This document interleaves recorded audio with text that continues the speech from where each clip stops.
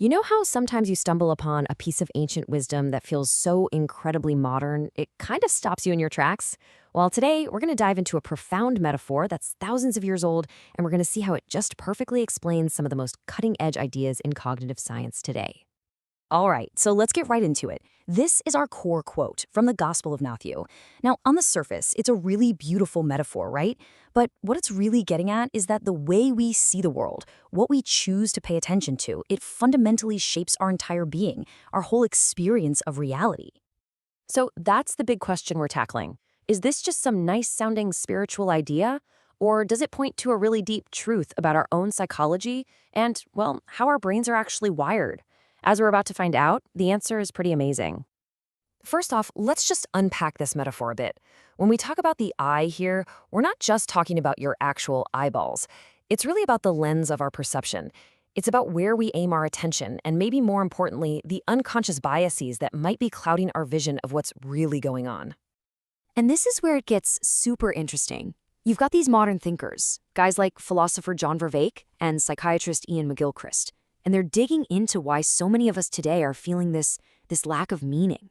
And their work in cognitive science is giving us this powerful new language to understand what a healthy eye actually is in a scientific sense. So, to really connect these two worlds, the ancient and the modern, we've got to understand this huge challenge that our brains are solving every single second of every day, completely behind the scenes.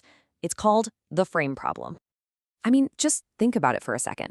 Right now, there are literally millions of bits of information flying at you. The exact color of the wall, the hum of your computer, what you ate for breakfast. So how on earth does your brain just know to ignore almost all of it and focus only on what's important? That right there is the frame problem.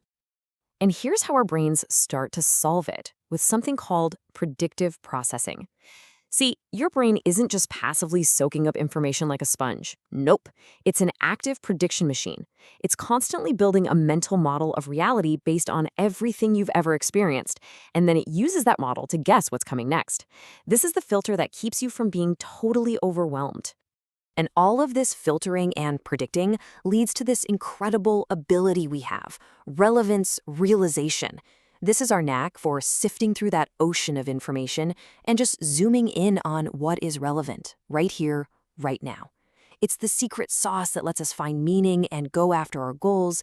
It's how we solve the frame problem, moment by moment. Okay, so we've got this ancient metaphor of a healthy versus an unhealthy eye, and we've got these super modern ideas about how we filter reality. Now let's put them together, because this is where you see how brilliantly they map onto each other. Let's break this down. On one side, you've got the unhealthy eye. It creates a distorted frame, right? It might be skewed by your own ego or fear or greed, causing you to get stuck on trivial things, and that leads to a darkened worldview. But on the other side, a healthy eye gives you a clear frame. It lets you realize what's truly relevant, what actually matters, and that's what fills your world with light. And believe it or not, the connection gets even deeper. This is where we bring back Ian McGilchrist, who we mentioned earlier.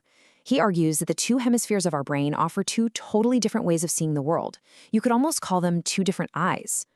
So you can see the two hemispheres give us these different perspectives. The left hemisphere gives us that narrow, analytical, detail-oriented focus. It's great for breaking things down. But the right hemisphere, that gives us the broad, holistic view. It understands context, relationships, the whole big picture. You need both, for sure. But when they get out of balance, that's when you run into problems. And this is where it all just clicks into place, right? When our perception gets dominated by that narrow, rigid left hemisphere view, when we're only fixated on material gain or some strict set of rules or proving we're right, we lose the context. We lose the big picture. Our eye becomes unhealthy, and our world, it gets dark. So what's the point of all this? This isn't just some interesting brain science or ancient philosophy. This ancient wisdom, now backed up by modern science, has real practical implications for how we live our lives. The question is, how do we actually cultivate that healthy eye? Well, it really starts by just consciously challenging our own perspectives. We have to ask ourselves, are my mental models, my frameworks actually serving me, or are they skewed? We have to be really mindful of where we're pointing our attention and try to cultivate a bit of humility to stay open to bigger truths. That's how we keep refining our ability to see what really matters and, fill our body with light. And that really brings us to the absolute heart of the matter. All of this information, from ancient scripture all the way to modern neuroscience, it all boils down to one fundamental question about our own personal experience. Thoreau just nailed it here. It's not about what you look at, but what you see. I mean, two people can look at the exact same situation, the same set of facts, and see two completely different worlds. Why? Because the lens they're looking through, that eye that is the lamp of their body, it's different. Our perception literally creates our reality. And so that leaves us with one final, really personal question to chew on. What might be distorting your frame? What biases or fears or narrow self-interests could be clouding your lens?